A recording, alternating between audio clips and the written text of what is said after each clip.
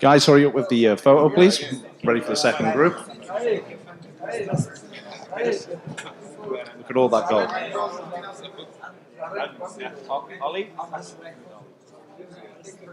Okay, ladies and gentlemen, thanks again.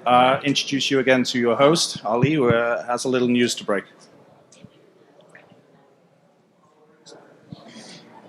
What's up, guys? Again, just want to say thank you again for coming out, and it's kind of surreal to see all this hardware out there and all these guys, some of the top guys that ever did the sports: Camaro, Khabib, Kayla, Henry, Justin, Lance.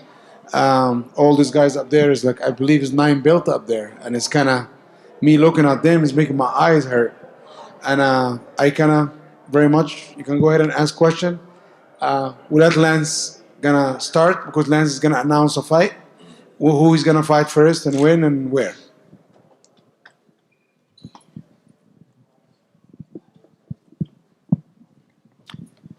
My first fight of season 3 for PFL is going to be against Jason Suarez, 14-0. I think he trains out of ATT, and that's going to be May 21st. So that'll be my first fight of season 3. Let's just follow up on that, Lance. I mean, talk about the matchup itself. What do you think? I mean, you've had a lot of success under this PFL format. What do you think of them, kind of bringing in, looks like champions from other organizations to try to take a shot at you? It's great. It's great for me because I need the competition. I need new guys coming in. I need guys to challenge me. And I need to prove that I'm the best 45er in the world. And I can't do that unless they're bringing in new challengers. So it's a great opportunity for me. What's your mindset going into these seasons, right? Because, I mean, I know every champion has to kind of defend their belt and win it every time. But, I mean, you have to, start from scratch every time, right? I mean, all you guys. Is it tough to do that, to under this format, have to basically start over every year? Not really. It just goes back to my wrestling career where every season is a fresh start and you're starting new at the beginning of the year and you have to work your way back to the title again. So it's very much the same as what I've done my entire life. Fantastic. Thanks, Lance. Habib, I wanted to ask you, yesterday was a pretty wild day. I don't know that we were expecting that. So now that you've had a little time to calm down, decompress, think about it all, what do you think about what you saw yesterday with Tony Ferguson? What's up, guys? How are you? Thank you for coming. First of all, I want to say thank you for my brother Ali. He did a very good job. I'm so proud of him. Thank you, Ali.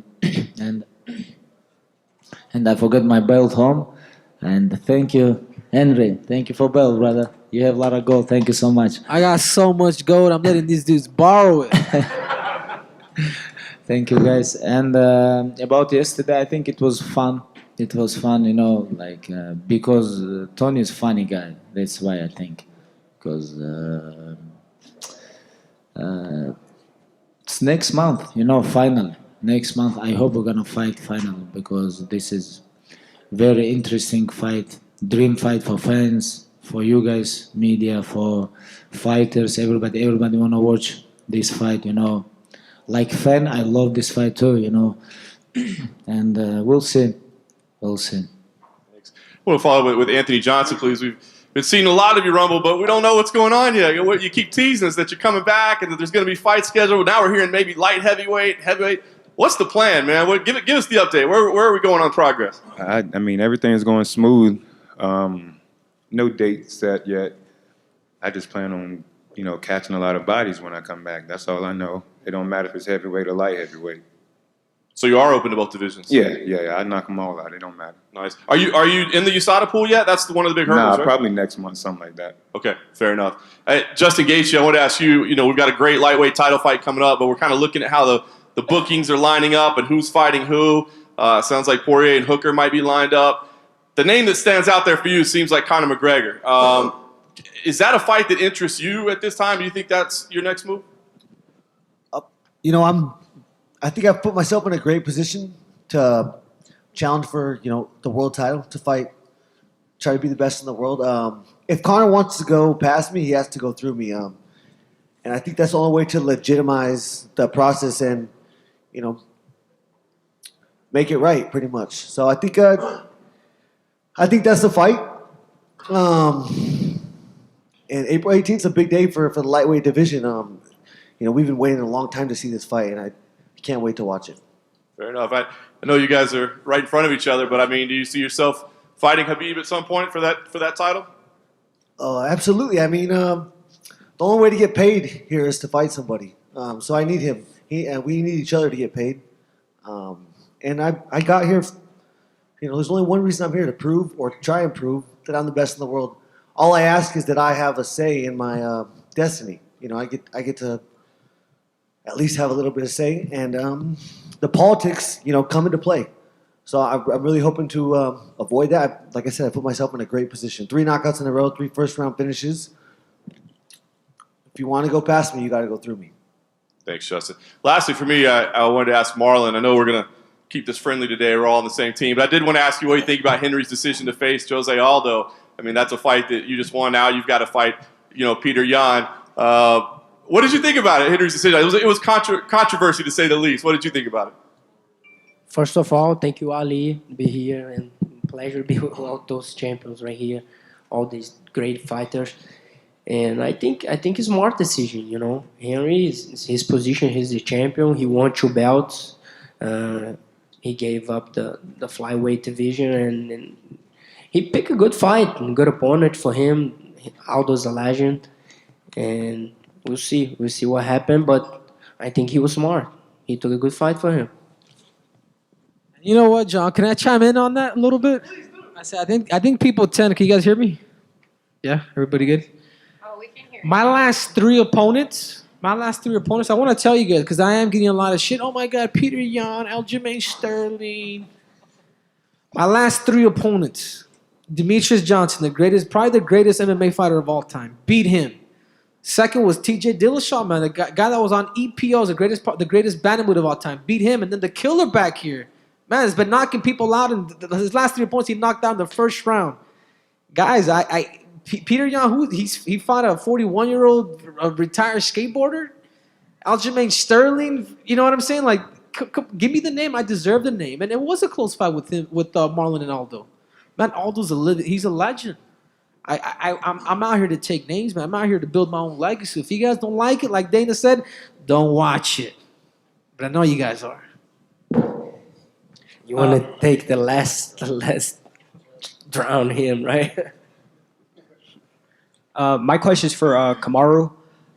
So, man, on your Instagram, you posted a picture and you said you can't wait to flee the crime scene again in your next fight. Now, all points are leading to a Jorge Masvidal fight, man. How do you feel like stylistically just fighting him in a fight, hopefully in July? I'd flee the crime scene again. Yeah. Just like that. Guys, there's really no... first of all, thank you guys all for coming. And, of course, my brother Ali for putting this together. But, guys, there's really no clear-cut guy. If you want to... Like, we get in this sport to prove that we are the best at it. You want to fight the best guy, which is why Khabib chose to go with Tony. He feels like that's a guy that deserved that fight. If you really look at that, I think the guys fighting for the #1 contender are fighting this month, March. Leon Edwards is fighting Tyron Woodley. Those guys are fighting for the #1 contender spot. This is a fight that, of course I want to fight Masvidal. There's a lot of hype on that because, I need that. I'm trying to get paid too. I'm trying to ride into something nice. So, of course I want that fight. But, guys, how is he the #1 contender? Because of hype? Exactly.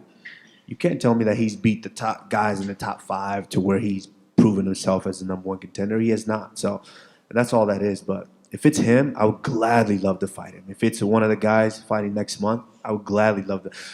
If I don't fight, I don't get paid. And I'm trying to get paid. My next question is for Khabib. And man, you're 20-0, man. Obviously, as any champion, you would want to retire undefeated, right? How many more years, man, do you think that we got left to see you fight? Do you want to go 35-0, 30-0? You tired with me? Never. No. I know when someone stay on top long time, people just want to see how he fell down, It's like, because it's very interesting, how we're gonna fall down, like everything, like how we crash. This is interesting, I know, but about my retirement, I don't know, honestly, because I'm only 31 years old. Right now is my prime time. And what interesting in every fight I become better. Like even like my last fight, after my last fight, after like maybe 3-4 months, I watch my fight and I think, wow, I make mistake here. I may make mistake here, like ground game, striking game, like everywhere. And I think, wow, how I can make like this, like even 3-4 months after fight, I keep learning too. I'm young for this sport, only 31 years old, and I think right now is my prime time, and I don't think it's good now think about retirement. I have to smash couple more guys. This is what I think. Thank you. Khabib, actually, could you be Khabib over here? You just mentioned that after watching the Poirier fight a few months later, you saw things that you can improve. Is there something a little bit more specific that you can mention to us that you felt like you could do better in that fight? Nothing, just I train every day and I try to watch my fights, how I move, how I use my legs, how I use my hips, how how I use my footwork on stand up, everything I just try to learn, because if you stay on same position, like a lot of tough guys, a lot of tough high level fighters, high level lightweights, they train so hard because they want this gold, and that's why I cannot lose my like motivation, like my mind, like nothing. I have to be focused on my career, and that's why I try to keep learning. Because if you stop, someone gonna come and take what you have, and that's why I have to improve a lot. And learning is the most important stuff in MMA. Not only MMA, like all sport. Like George St. Pierre say, even if you black belt, in your mind you have to stay like white belt, and something like this. For Anthony Rumble Johnson, I think a lot of people are excited that you're going to come back. I'm curious, from your own experience, but also in general, why is it that retirement in the sport of MMA doesn't really last for so many fighters that try to get out of the game? No idea. For me, I didn't have to retire. I retired on my own. The other ones that retired and came back, they needed to retire and stay retired the first time. I guess they thought they had a little bit left in the tank. Hopefully that's not me whenever I come back. But I don't know, man. Whenever you feel like you still got it, or you still feel like you have something to prove, you're willing to go out there and sacrifice your life pretty much to go out there and prove it. Not to just everybody else, but to yourself. Do you ever wonder in your retirement how you ever managed to make 170 pounds years ago? No. I mean, to me, that's like a past life. I don't even really think about it. You guys think about it more than me, even though I was the one that was suffering trying to get down to 170. But it got me where I am right now. If I would have went up to 185, probably wouldn't have heard of me because they had Anderson and Rich Franklin and all those guys. I would have got my ass whooped. So I went down to 170 and tried to make a name for myself, and it worked out. And when you retired, there was some mention that you were going to get into the cannabis business. I'm curious, are you still doing that, and how's that going? Yeah, I'm still in that business every day.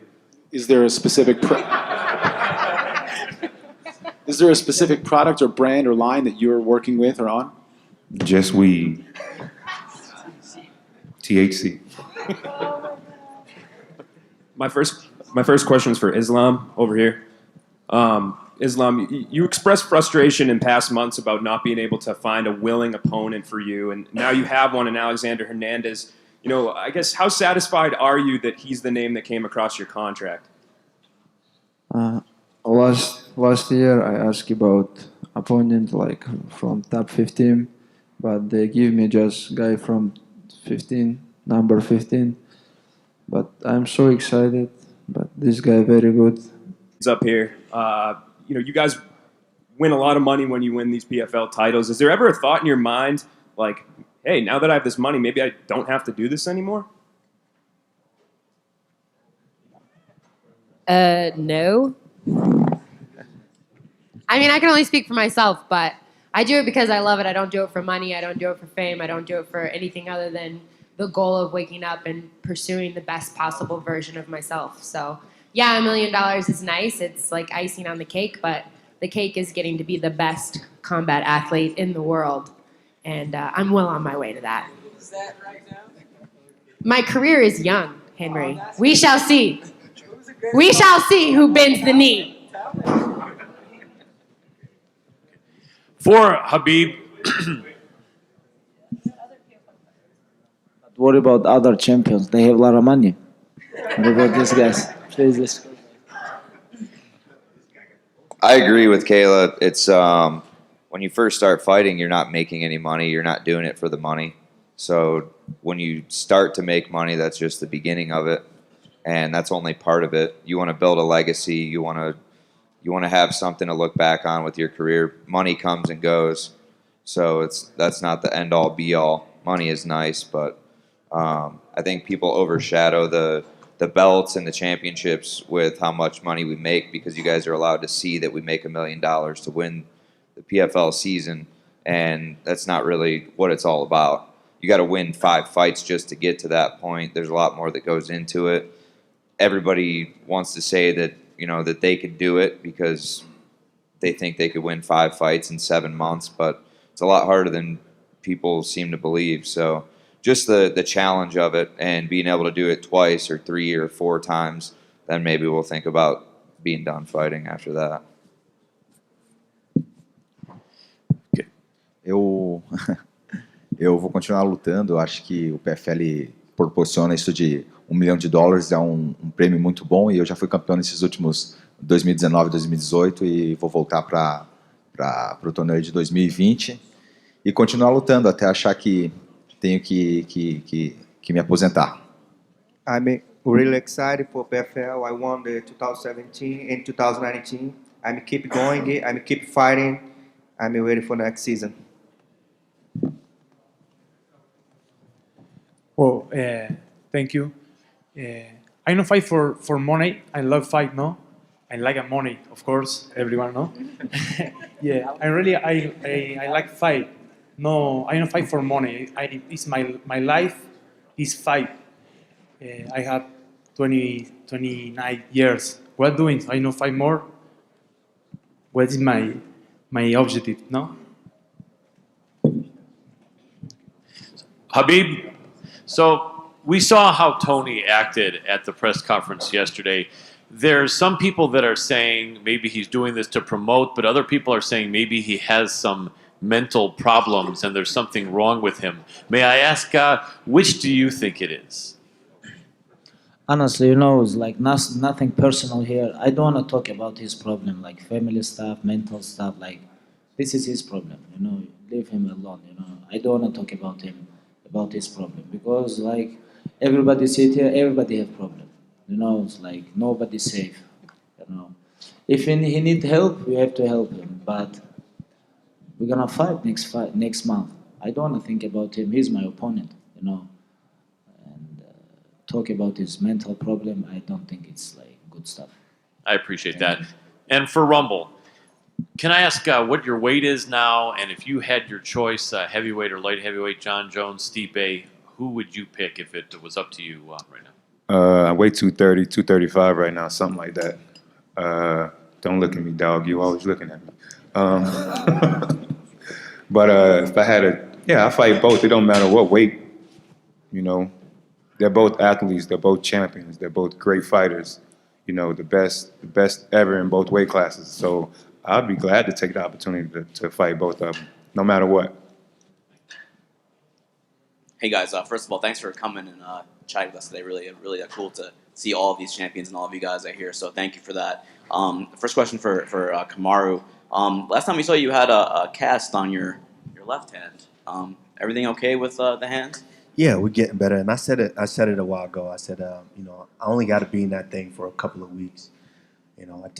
I took it off early just so I could start doing the physical therapy on it. And I've been training. And so, I'm ready to go. I'm trying to make some bread. 100%? No, not 100% yet, but come on now. It's only a couple of weeks ago. Do you know what it actually was? I don't think someone here is 100% healthy. You know, including me probably. like I talk about like all athletes. Everybody have some injuries, all of them. You know, knee, like some problem with back. You know, like if you watch everybody, I think like they training the last 20, 25 years. You know, and always like injuries there. You know, nobody safe. They always have some small injuries, like, and you know it's like, but let's go, Kamaru. Yeah, I'm getting You're right, there. brother. I'm Let's getting go. there. Do you know what it was? Was it like a thumb or? Some ligament stuff. Okay. Right in between that scaphoid joint, you know, and my thumb. But you know, International Fight Week, I'm back in there, so we'll see who it is. And that was my next question. Is that the expectation? Is it International Fight Week? Yeah, I mean, honestly, you know, the quickest I can make money, you know, the quickest I can get back in there. But you know, we know the May card is already, you know, Henry's taking that. June, I think they're working on that too. You know, the only next option is July, so you know, let's get this bread. Dana said Masvidal, but it seems like you're open to the Woodley Edwards winner as well. You know, this is a part. That's the good thing about when you're a champion is, you know, now it's a partnership. You know, of course, it's still more so the UFC, but it's a partnership. Now I have a little bit of a say so, but I want who Dana wants. If Dana thinks that Masvidal is what's gonna make me the most money, then that's what I want.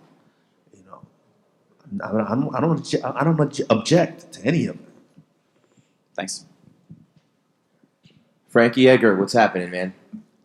I just want to ask you, right over here, Jim Greasehaber, cage side seat. I have to ask you about this trend, everybody calling out legends, and people calling you out now, being a legend in the sport. You've been a guy in multiple divisions, had the belt around your waist, fight anybody, anywhere, anytime. But at this stage of your career, when you're still going and all these guys are calling you out as a legend, how do you feel about being a legend, and how do you feel about all these young guys trying to make a name off you? You know, that's the nature of the sport.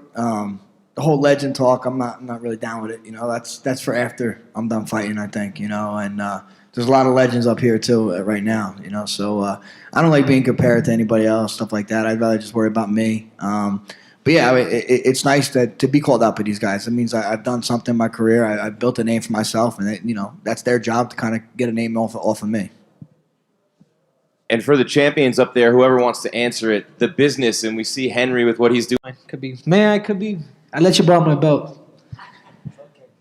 If I wasn't to literally open my mouth, and I want you guys to listen to this, the flyweight division would have been gone. I took it upon myself to become the Triple C and to make it happen. Look, man, like listen to Chael Sonnen. Fucking Triple C, call him Triple Cringe, Triple C. The dude say 57 freaking jobs. And part of being a good fighter, and people are different. Like even when we talked about Frankie, like even the times that I did call out Frankie, and there were harsh videos, it's only because, man, this dude is a legend. I mean, he hit the nail on the head, you know what I'm saying? And absolutely, I want to tag my name to him, that I'd be honored. So there is a business sense to it, and I think sometimes fighters, we tend to forget that a little bit. I'm not hurting nobody. I'm not committing crimes. They asked Demetrius Johnson not too long ago, what do you think of Henry Stu? What do you think of other cringe? He's like, dude, I love it. That dude's not hurting nobody. I mean, this is the dude that I defeated. This is the dude that I beat. So part of the game is being an entertainer as well. And I happen to save a division on top of that. So I'm happy with that. I have something. Hey, here someone have 2 gold medal Olympic. You know, calm down, please. And I fight in a promotion where I don't have to talk shit. I just have to win. Well, you also get $1 million, so I wouldn't either. Just one for Otman in the back there. Big fight for you coming up against an opponent who had a big upset in his UFC debut. Just tell us what you think about this matchup for you. I'm happy to. First of all, I want to thank Ali to who made this event possible, who brought all these great fighters, all these great people together. Thank you, Ali. About my next fight, I'm happy anytime to fight. I take any opponent serious. I prepare like always. I never give predictions. Only Allah knows what happened. As long as I give my best, it will go the best way, how it have to go. I'm happy. See you 18 April. Just a quick one for Khabib. You have Islam on the same card as you, Otman. Does that make the experience of what's going to happen in Brooklyn even more exciting for you? It's gonna be very hard, you know. A lot of my brothers gonna fight with me, you know. we just signed my cousin, 12-0, but he's still young, but he have to improve a lot, and he have to show, who he is, and it's gonna be very hard. Honestly, like when I fight in the last fight in Abu Dhabi, it's like focus on myself. It's very hard, like when you're close people fighting, you cannot just warm up, You're gonna watch they fight. You're gonna nervous, of course. But anyways, like last time, I have very good energy. Like before fight, when Islam just come back to locker room, he win, and he come back. Like I feel like so much energy. I hope they gonna give me like victory before my fight, and it's gonna be big night for not only like for UFC and fans, like for our team too. It's a very big night. Question for Otman right here. During this last Dominance Media Day we spoke, and you said you were going to work with Ali to bring an event to Morocco. That was one of your goals. So I'm curious if there's been any talks of bringing the Octagon to Morocco. I left. Hello, I left this question to you. I said Morocco is happy to host UFC, and everything is possible in Morocco. Me and my brother, we represent Morocco in UFC, and we would love UFC to come to Morocco. It's never been in Africa. We have a lot of African UFC fighters in the UFC. We have champions like Usman Kamaru. We have other champions also too in UFC. So anytime UFC want to come to Morocco, we have everything. We have venues, we have flights, we have hotels, we have anything. It's secure there. It's anything UFC might need there. It's just a matter of the management and UFC and what Ali make out of it with the UFC. But anytime, welcome. And I have a question for anyone on the stage that wants to answer. Last night, Invicta tested the open scoring where the corners could know the judge's scorecard between rounds. So I'm curious if anyone likes that idea or if they watched it and what they thought of that situation.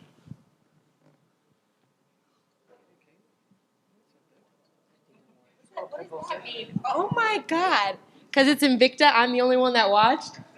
Unbelievable. Did you hear that? I'm going to put you on the spot. You're supposed to be gender equality. I'm trying to be the intergender champ. That's what I'm saying. You need to watch your competition. I don't know a lot about the open scoring, to be honest with you. I think it's an interesting concept. I think it's a good idea to start trying different things out, The only way we can make the sport better is if we're guinea pigs and we try and figure out a way to make it more fair, make it more of an open book policy. So I don't know a lot about it, but I think it's a good start. Like yesterday I talked with Hunter about this open score. Like, he said very interesting stuff about, like, for example, like open score, like first round is very close, right? And judges give for blue corner and red corner, no agree with this. And not all fighters very strong mental. Sometimes like he can go with his corner or with judges can go crazy. Hey, what are you talking about, guys? I beat this guy. Like inside the fight, it can happen. Maybe some fighters like first 2 rounds he lose. You can say I'm out. I don't want to fight more. It's like a little bit dangerous too. We have to think about this too. But open scores like in soccer, open score. But MMA is like completely different sport. This is not like soccer or football or like NBA. This is completely different sport. This is, like you fight 1-on-1. This is not like. That's why I'm 50-50 on this. I like this and same times like a lot of questions. Just to piggyback off of that, I mean, he makes a good point because, that element of being in the dark and not knowing, like you mentioned, some fighters mentally might not be all, as strong as others. So, having that little bit of hope of not knowing what the score is, even if a fighter lost the first 2 rounds, just having that little bit of hope, I can still win this and go out there and just give it all in that 3rd round. How many fights have we seen where a guy finishes someone with a second left or 10 seconds left? I think, the open score could potentially work, but also it could, hurt that, that little bit of hope that fighters may have going into that last bit of the fight. And plus, it takes away from the suspense, from all of you guys at home, sitting at home, wondering, oh, what's going to happen? People leave halfway through, oh, this fight's over. They leave. So, it's 50-50. Yeah, but it shouldn't be suspense who's winning. Like, it's very clear. Like, you should know who's winning a fight. The judges shouldn't be able to make those calls based on, like, personal choices or whatever. If you are watching a fight and you know the sport, it should be clear cut who's winning the fight. So it shouldn't be a mystery. I mean, how many times have you been watching a fight and you're thinking that one guy is winning, and then all of a sudden the judges pull out the scorecards and you're like, what? I never saw that coming. Like, that should totally be eliminated from the sport. I don't know if open scoring is the way to do it, but it's like, that drives me nuts. And I think like we have in MMA, we have a lot of judges from boxing. They don't understand MMA, but we have a lot of veterans. I think we have to teach them a little bit, and put them like judges, because a lot of guys don't understand like wrestling, they don't understand grappling, they don't understand clinch. They know only like boxing, and that's why we have to bring. I think a lot of veterans and like MMA veterans. This is what I think, who understand like MMA. My question is for Khabib.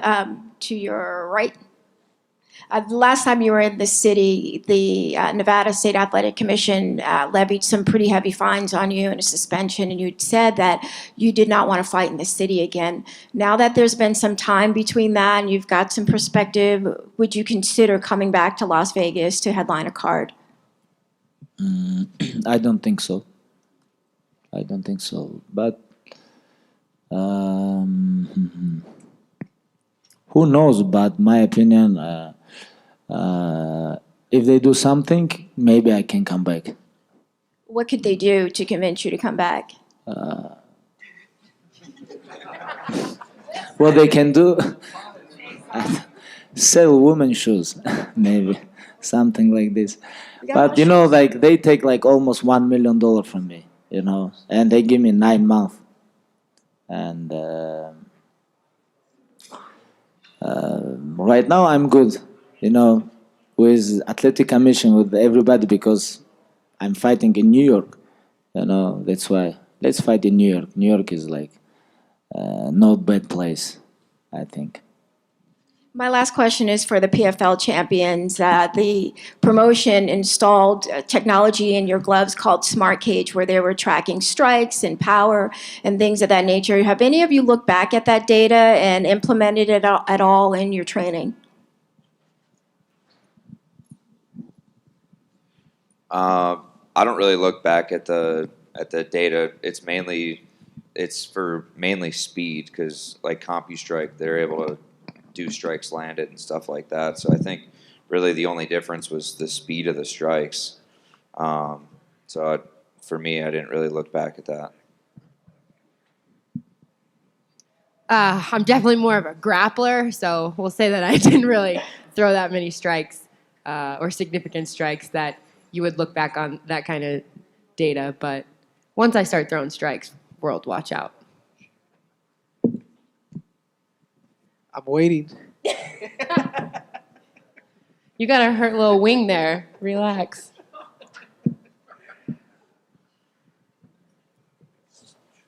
Okay, guys, thank you very much. We're going to do a group photo now, so can I get all fighters to the stage, please? All fighters from both groups to the stage, please.